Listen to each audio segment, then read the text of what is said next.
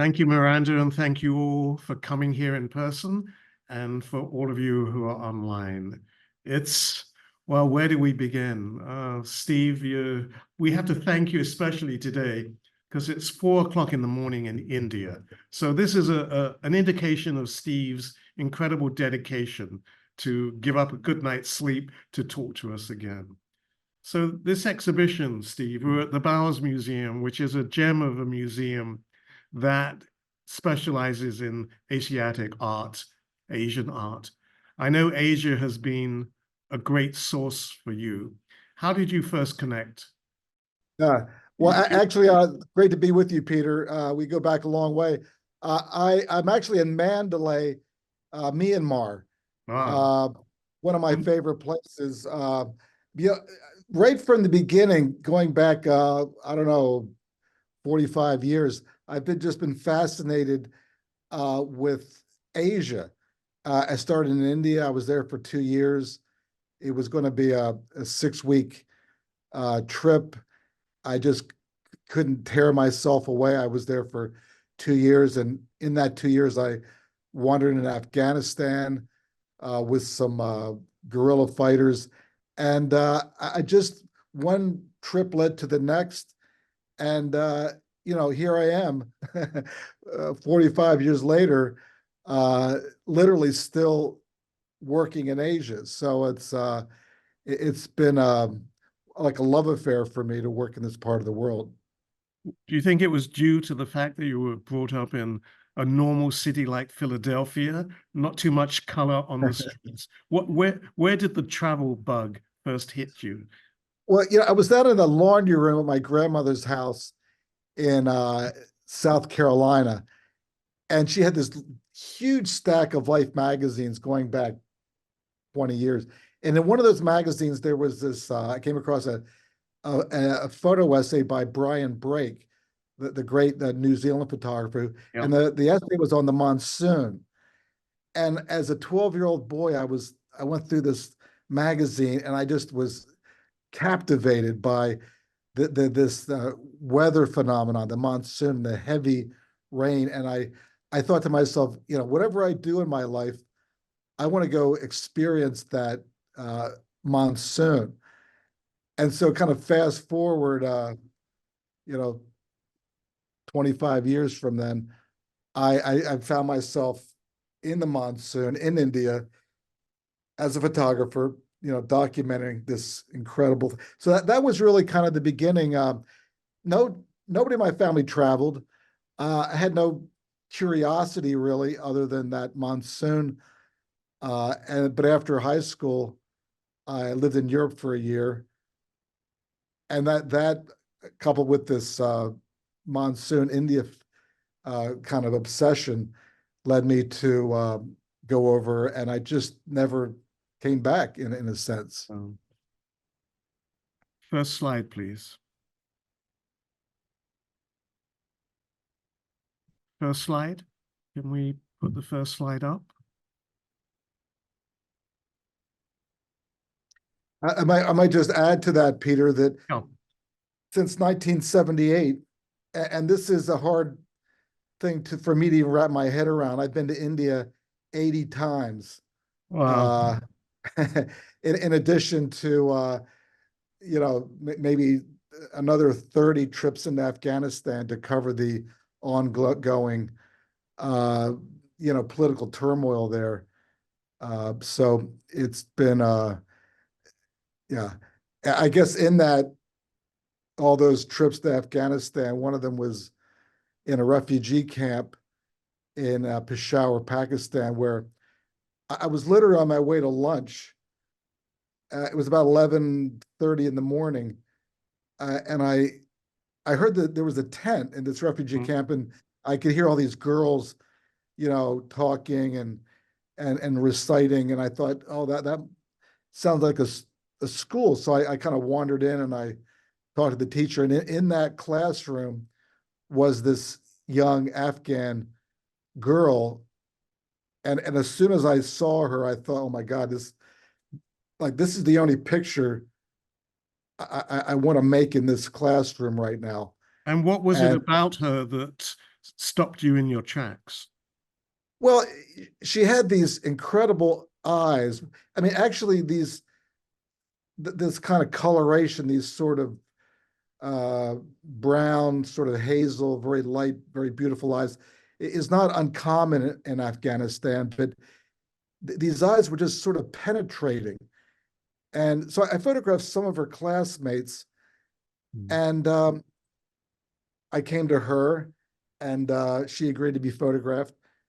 Um, and I didn't know if you know she was near the entrance of the tent. The light was coming; it was beautiful, and the background of the tent was this sort of green, which kind of complemented her shawl.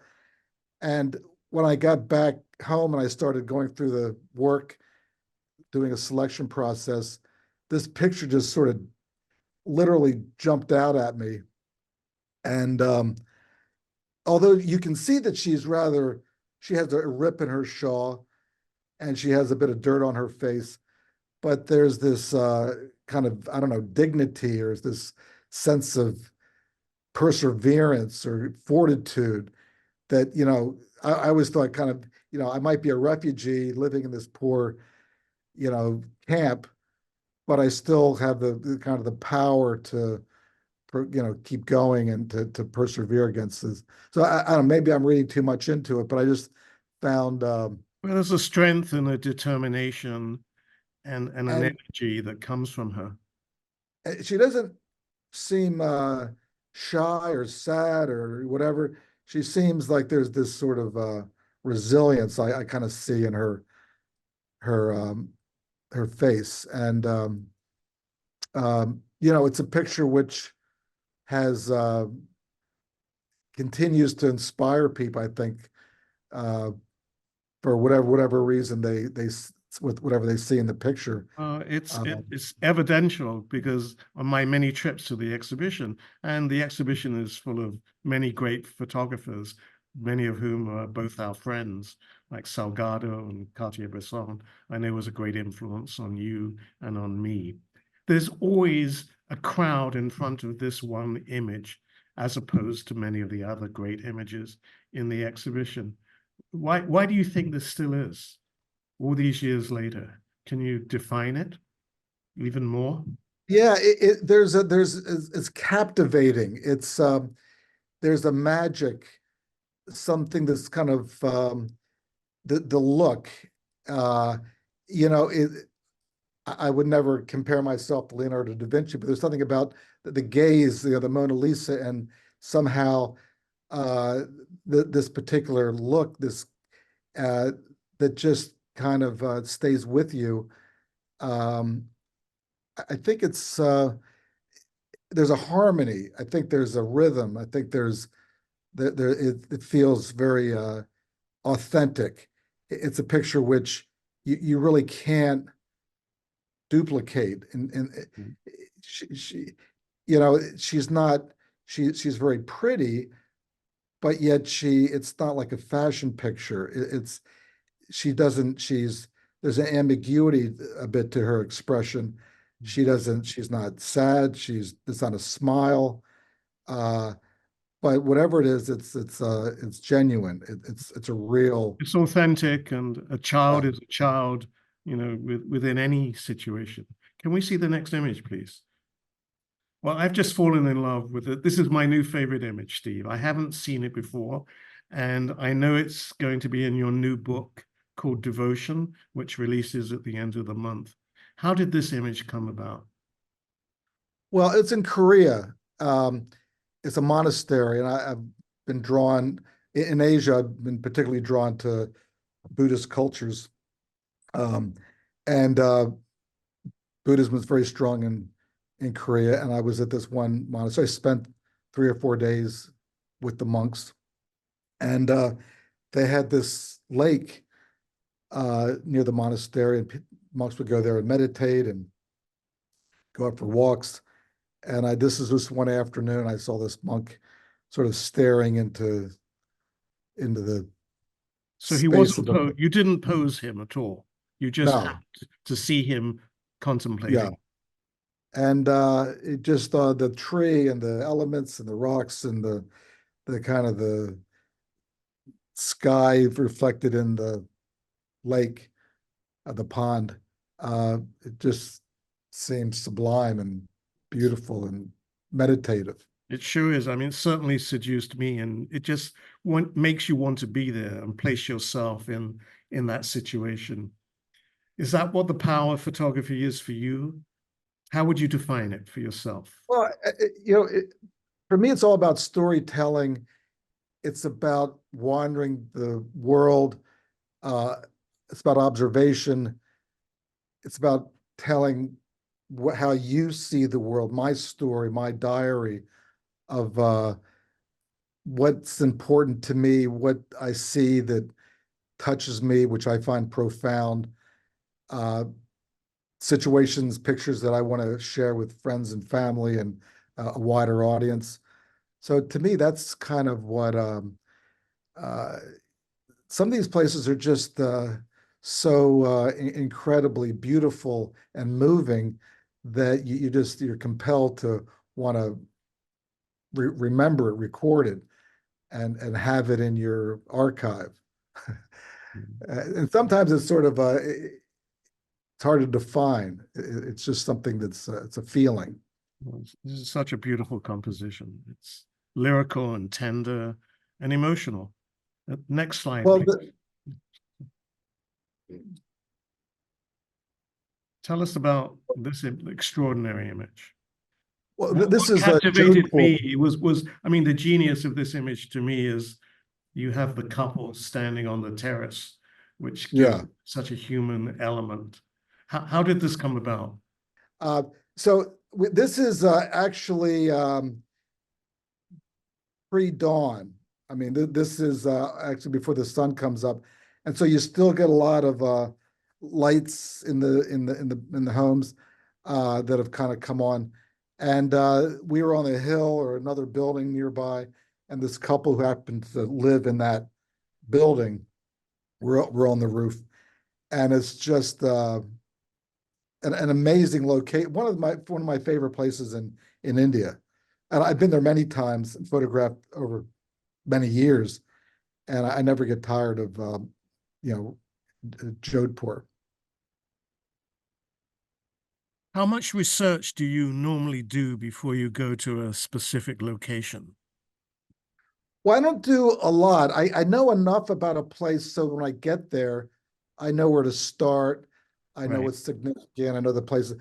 But I try and not do too much to spoil to, you know, I don't want to be filled with too many preconceived ideas or too many hopes. I want to be kind of fresh when I get to a place, but I want to know enough that I kind of have my bearings. But you Right. initially need some time just to kind of get the vibe of the place. Is the key to it just to keep yourself always open to serendipity, to Oh, chance? absolutely. Oh, that's the most fun. You want to be it's an adventure. You want to be there and open to whatever happens around the next corner. And yeah, that's the I mean, I don't want to be over prepared. I don't want to have too many expectations. I want to just go there and have it's more like a jazz performance. You're just sort of improvising as you walk around. I mean, the common characteristic of all of you great photographers from Bresson, Salgado, Don McCullum, it's that you keep your childlike wonderment always going. That seems to me the common thread between all the greats like yourself that I've been happy and honored to work with. Never lose Yeah, I your mean, childlike curiosity. you talk about Henri. I remember being with him. He was in his late 80s, early 90s, Mm. and he had such an infectious enthusiasm, such a passion for these China and India and places that he had traveled to. And I always thought, if I can still have that energy, that sort of that wonderment when I'm that age, I'd be more than happy. So I think you have to have that. Uh, that sort of passion about your work. I mean, today I was out working. Uh, long past dark. Well, With the cameras today, you can still, now you can work literally at night practically. And so I was out shooting until an hour and a half after sunset. well, I think you've chosen the best profession for longevity and good health. Yeah, I mean, you're always walking, you're always curious. It's an yeah. extraordinary lifestyle that you guys have created for yourselves. And but what keeps you going? Sometimes you're in situations which are very despairing about the futility of human behavior. How do you overcome, because you're sensitive, how do you overcome what you see to keep you still going and feeling positive? It must take an enormous toll on you at times, no? Well, there are people and situations, but there are people in the world, and this my new book is actually about them. It's called Devotion. Um, it's about a people with a deep commitment and dedication to a cause or a faith or another person, and I think this these devotion and this it kind of really brings out the best of the human spirit and offers our life purpose and meaning. Um, and I think these kind of people who, I mean, I think of Doctors Without Borders or the emergency hospitals run, where it was started by an Italian, Gino Estrada. Mm. Uh, these are the people who I think are going to save the world and make the world a better place. I think of parents or children who take care of their parents who have this dedication to a loved one. Uh, or people who may be dedicated or devoted to a cause like animals or climate change or whatever, working to save the apes like Jane Goodall or the elephants, whatever. So I think that whenever I get discouraged or depressed or think the world's coming to an end, and in many ways it sort of is, but I think of the people who are actually out there trying to do some good in the world and trying to make the world a better place. Well, you're certainly making the world a better place, and your images give us hope, and they also shock us into some kind of action to make the world a better place. Next image, please. I see a lot of trains in your images. When did you become fascinated with trains? Well, I had amoebic dysentery when I first got to India in 1978, and part of my convalescence was reading, and I picked up this book called The Great Railway Bazaar by Paul Theroux, who's actually become a friend. And so this is a book about his journey from London to Asia. He went through India, went through China. He was in Burma, where I am now, and and then back through Russia, through Soviet Union. And in his in the book, he talks about India and the Taj Mahal.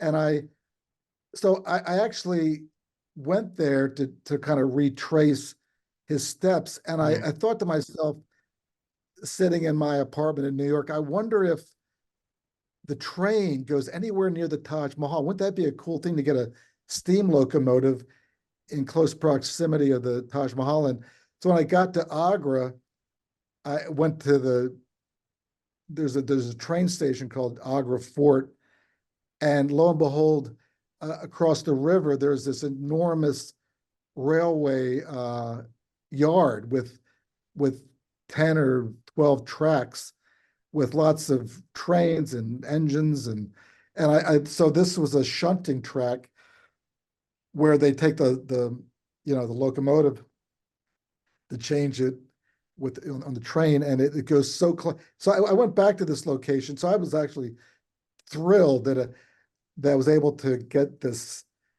juxtaposition. And I went back. So this was in 1984.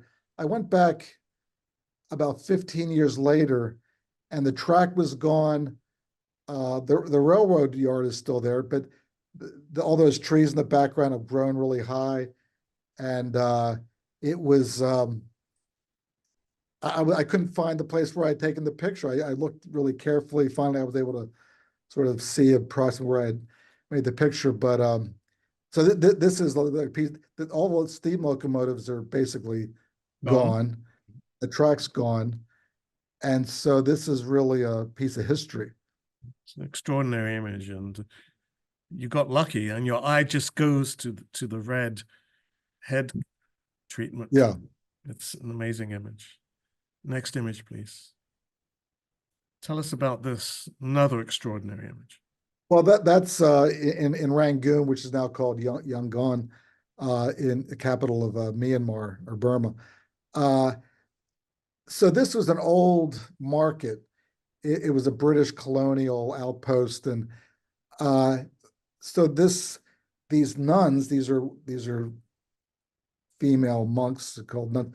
They were walking around the city collecting their alms, their food from the population.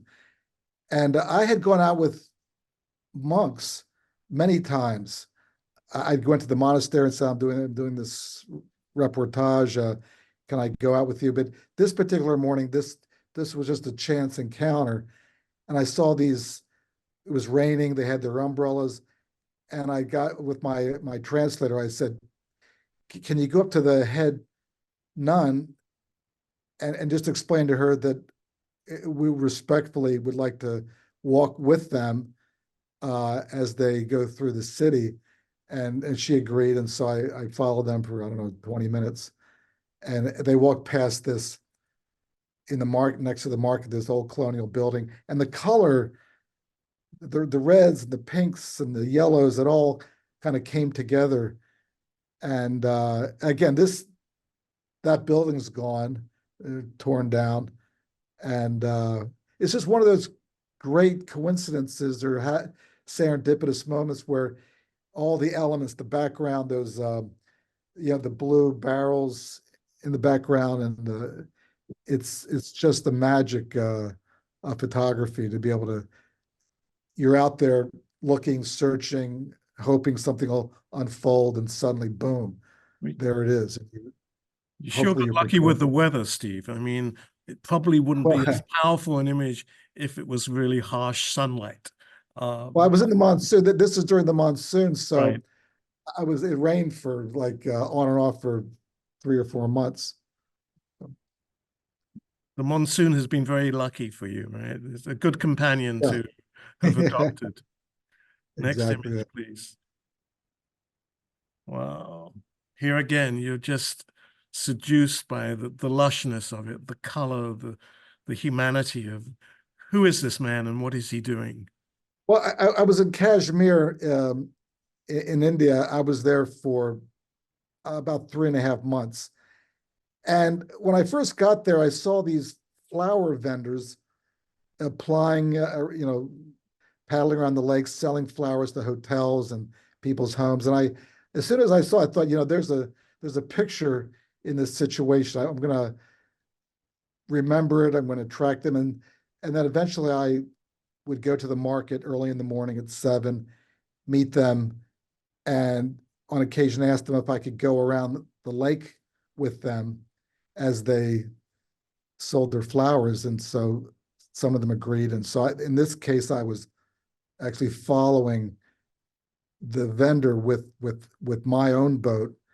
And on occasion, I would actually get into the boat with them and just go around and silently photograph from my own vantage point. And the So, lady on the left, on the upper left, what is she actually doing there? well, there's a shop, and I guess she was buying something, or maybe she's the shopkeeper, but she Hmm. just happened to be in the entrance of this shop, and that was part of the scene. I just by chance she happened to be there. And her reflection in the water. I mean, it's just the perfect composition. Yeah. Do you realize it at the moment? Is it very clear to you once you press the shutter, or are you surprised how great some of these images turn out? I think in time, if once you've been a practitioner of photography for some times, Mm. you start to recognize shapes and light and how things relate to each other. Um, and it becomes easier to kind of pre-visualize. So Right. as I was coming through this scene, I literally saw his shape, his head, and how it was silhouetted against the black head, black hair, Mm. and the light water, and it just popped out at me, and that highlight. And but I was probably with these vendors for over the course of those months, probably 3 or 4 hours, uh, if you put all the time together. I mean, 20 minutes here, half an hour Right. there, maybe an hour there. So you know, I How do was you get such extraordinary access? Is it because you're such a oh good guy and charming and everybody wants no, to be with you? What is the I, key to your access, Steve? I think being respectful. I think in the case of this particular picture, I just told him I thought this could be like a great picture, and I was kind of celebrating what they do Mm. and the beautiful flowers and this incredible lake and the Kashmir, this sort of they call it the Switzerland of India or Asia. So I think my infectious enthusiasm kind of that they realize, yeah, well, this could be fun. This could be interesting. Let me kind of accommodate this poor guy because he seems so eager and so he's really happy to be here. So I think I Well, just throw myself at their mercy and hope they'll agree. I think it's true in life. If you're nice to people, people will be nice back to you. And if you're Yeah, miserable and a curmudgeon, I don't think people really want to be around you. It's right. true, And right? there's always yeah, and a little bit of humor is Gets you a you know long the, way. it, you the, you want to create a situation where this is going to be enjoyable, this is going to be fun, and this is going to be kind of and maybe I'll buy some flowers at the end and take them back to my hotel room or something where you create a positive vibe and people want to participate in your what you're doing. Well, it's a human gesture, and Yeah, that's the problem with the world. We don't make enough nice gestures to each other. Ne yeah, ne that's Next image, please. Well, this is one of your all-time great photos. How did this one come about? well, when I saw Brian Brake's monsoon essay, he starts off his essay with the pre-monsoon heat and dust. So I thought, okay, well, that makes sense. So I got to India a few weeks before the monsoon, the onset of the monsoon, and I went through some of the hottest, driest parts of the country. This was in Rajasthan, and so I was driving between uh, Jodhpur and Jaisalmer just one morning, just out exploring, and just suddenly this dust storm came out of nowhere, this big wall of dust, and it just sort of enveloped where the road and so my first instinct was to roll up the windows of the taxi to protect my equipment. Mm. And I remember, well, wait a minute, I'm actually here this is what I'm here to photograph. So I started frantically searching for something to shoot. And as we were driving, I saw these women who had been working on the road. Uh, I jumped out of the taxi, ran across this empty kind of field, and they were actually there huddled together, protecting themselves from the wind and the dust. They were singing, and I just started photographing. I shot maybe a whole roll of film, and after for over maybe 2 or 3 minutes, 5 minutes, and then suddenly the dust storm passed, And and they what were they went back. using the pots for? You got very lucky again with I those think pots. that's I think that's for drinking water, Right. and the lens, as far as I can remember, is like a 35 millimeter lens. So there's a wee bit of distortion with that lens, and so in a way you're kind of that part of the frame you're kind of looking down, but the other part is so I think the looking down part is based on the distortion of the lens. Right. And the fact that they're all wearing the same costume, the same I, thing. I keep Is talking that the about the uniform if you are a street yeah. work? How does, I think for this particular tribe or this particular region or this particular maybe the caste, they wear this particular color. but a lot of the fabrics that they're wearing in this picture have disappeared because of cheap cloth from China and whatnot. So women really, although they still dress with a sari and this stuff, but a lot of the clothing now is more synthetic and more kind of not this sort of traditional kind of clothing. Next image, please. Well, this is also in fact to Jodhpur again. So I was wandering around the alleyways and the streets of Jodhpur, and this festival called Holi, Indian festival called Holi, had just taken place, and so hence the handprints on the wall. And what is this festival celebrating? Well, it's a Hindu festival celebrating. I'm not exactly sure what it is celebrating, but it's a festival of color. So people go out on the street and they throw color at each other. Sometimes it's powder, sometimes it's a liquid form, but it's mostly North India, Rajasthan, Punjab, Uttar Pradesh. But it's this really famous festival where they throw this powdered, it could be yellow, it could be red, it could be blue. And so the people are just, everybody participates. So I was walking through these alleyways, and I noticed all the handprints in this kind of ochre other wall, and I just stood there looking at the composition, and I just thought, I'm going to wait here and see if people can either walk through my frame, either coming or going. So I just literally stood there, and people started walking towards me and away from me. There were cows, there were dogs, there were all kinds of people. It's a very busy thoroughfare here. And I stood there for, I don't know, maybe half an hour, 45 minutes.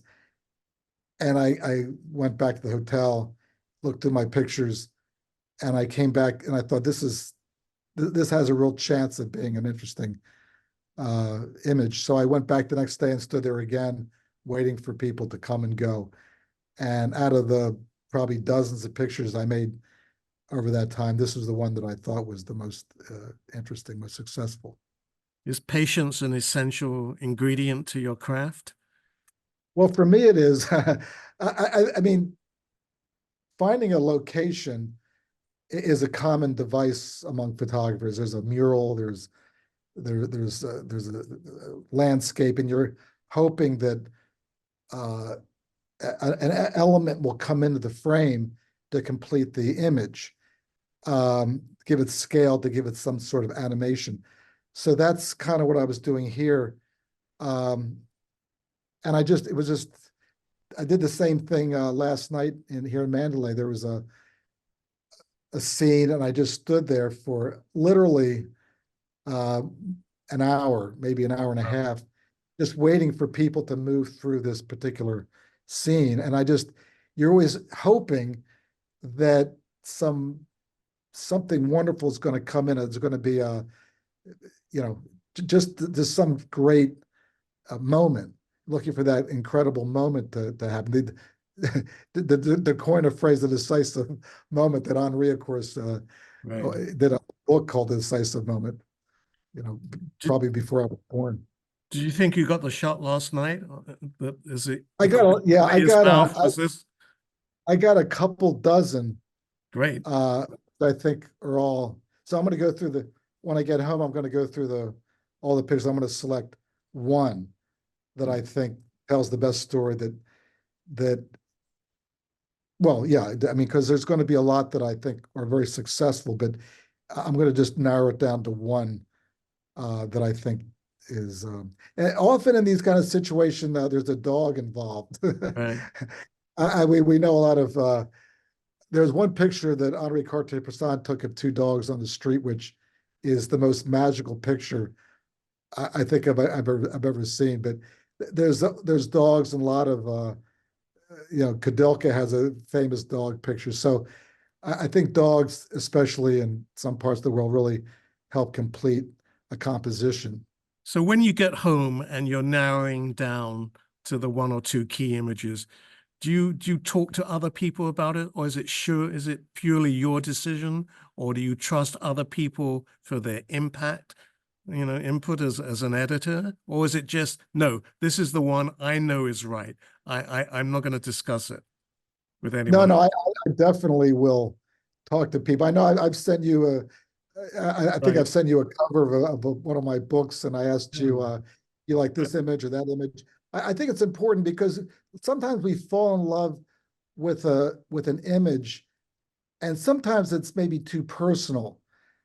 I mean, you get too close to it for one Right. particular, maybe emotional reason, or maybe it's very hard to make it a climb to the top of a mountain over 2 days.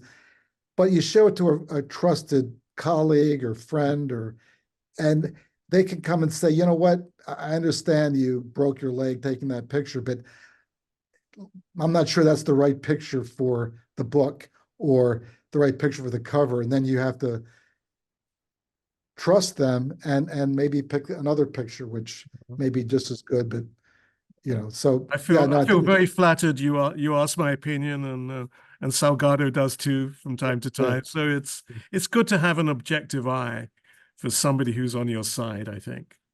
absolutely. Next image, please. Wow. No people in it, Steve, but incredibly powerful and beautiful. Where is this taken? This is Yokohama in Japan. I flew to Japan to do a workshop. It was like a photo convention. And lo and behold, they had this kind of rare snowstorm, and this workshop was called off. So I found myself in this area with like nothing to do. Wow. That we decided to go to this park, uh, and I didn't have boots. I didn't really have a coat, so I just walked around with my sort of street shoes. But it was this beautiful, beautiful scene, and I'm glad I decided to go there despite being underdressed because it was just magical. I mean, uh, I don't think that you get these kind of snowstorms very often, and I know that they have in the Alps, they have a lot of snowstorms in the mountains of Japan, but maybe not in this area. It seems that the weather gods are always with you, Steve. Did you say a little prayer? Do you light a little candle I for the think it's weather just gods?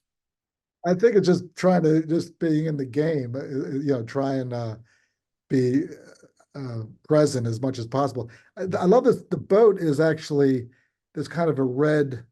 The boat I can't see it so clearly on my screen, but and then there's a yellow Yeah. in the build in the background. So it's a kind of a nice, just by chance, the colors work really well together. So it's almost monochromatic, but it right, sort of at the end, you get that little dash of red and little dash of yellow. The boat took good direction from you. Perfect position. Yeah. Next image, please. Wow. Another wow image, Steve. How did this come? Well, well, just before the monsoon, this river called the Yamuna River, which is right in front of the Taj Mahal, it gets very low, very still. In fact, you can walk across this river uh, before the monsoon. After the monsoon, it's sort of hundreds of yards or meters wide. But so this is a man who's looking for something, and he's standing there, this reflection. I spent several days. Actually, I've done this. I've been to the monsoon, done the Taj Mahal several times pre-monsoon, and I photographed the boatman, this man, and I just the reflection of him picking the water up with his hand. Uh, it really worked more so than the other situations. So this is the one I kept. But this, you always strive when you go to a place that's so recognizable and so iconic, whether it's the Eiffel Tower or Mm. you know whatever it happens to be. You always want to try and do it in a little different way, in a personal way, and try and because we've seen the Taj Mahal a million times, and we don't really need to see another one that's just sort of the standard view. So I'm always kind of searching for something different, something unusual. Well, Uh, I mean, this is such a successful image for me because you've got the history of the building and you have the present moment of the man within this extraordinary historical place. It's brilliant. That's what makes it brilliant. Next, please. Well, Steve, you didn't take this photograph, but to me, this is, as your friend, I haven't seen you so happy. Tell us yeah, about finding love and becoming a parent later on in life and what yeah. has done for you and how has it changed your photography? Well, it's changed my life in a wonderful, dramatic way. Uh, this is our daughter Lucia, who now is 7. So this picture, she was probably, I don't know, 3, and Mhm. she's a teeny little thing. And so we were in Bhutan uh, working, and I thought, well, this will be fun. Let's buy some Bhutanese Mm. clothes, and we're gonna look like a Bhutanese family. We always had this little game that we played with Lucy. It was called 1, 2, 3, and then we'd Right. swing her back and forth. But we started traveling together, and we've been all over the world. We just were in Antarctica over Christmas and New Year.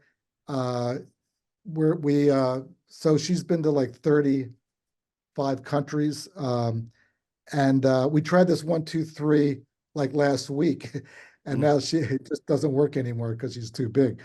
But it's been a pleasure and a joy to show her the world, go to places that I've always been loved to travel to, and to introduce her to these places, and hopefully she'll appreciate different cultures and understand that although we have different cultures and different races and different religions, that we're all basically the same, and that we've tried to instill that in her. But we try. I go everywhere now. She's in first grade, so we really can't travel as much. But when when during her holidays or in the summer, we're out and about all the time. Well, what a wonderful gift you're giving to her, and what a wonderful gift she's giving to you. And I'm sure on some level it must be affecting your work. Oh yeah, no, it's I look at children in a whole new way now. Yeah. What before you have children, I know, you tend to be annoyed by children sometimes, especially on a plane, or they're crying. Yeah. But now I have a whole new appreciation for Y- a crying baby on an airplane, and the Your parents. tolerance level has been changed completely, right? Exactly. Well, Steve, thank you so much again for a round of applause, please, online and live. Thank you, Peter. It was a pleasure to And be with you. thank you. Thank you for your gift. Thank you for your contribution to the power of photography. It's bittersweet now because this is the last day of the show, but you've given so many people so much pleasure, and we look forward to the next exhibition with you. Thank you. Peace. Thank you very much. All the best. Thanks a lot.